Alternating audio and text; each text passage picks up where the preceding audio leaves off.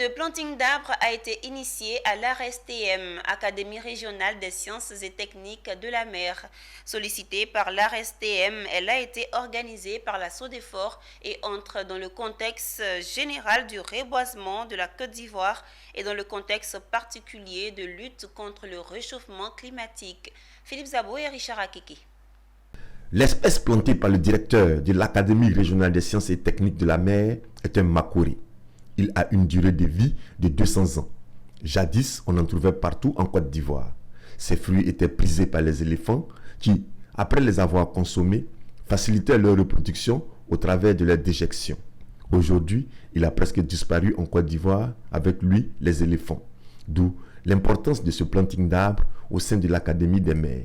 Une manière pour son directeur et son hôte du jour de marquer leur attachement à la lutte contre le changement climatique.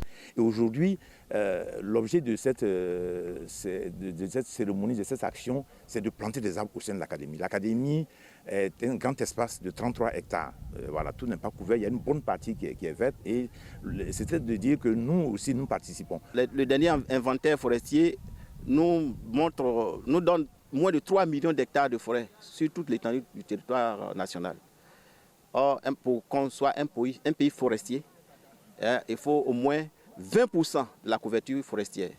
20% du territoire en couverture forestière. Et nous sommes loin, très loin du compte. Nous sommes à moins de 10% aujourd'hui. Donc toutes les structures, à commencer par les jeunes. C'est pourquoi nous sommes très heureux d'être ici ce matin, avec la jeunesse qui est en train d'être conscientisée. On change de paradigme de cette jeunesse-là pour qu'ils prennent le relais pour le reboisement. L'Académie régionale des sciences et techniques de la mer s'étend sur 33 hectares. Elle prévoit d'autres séances de planting d'arbres pour améliorer son cadre de vie.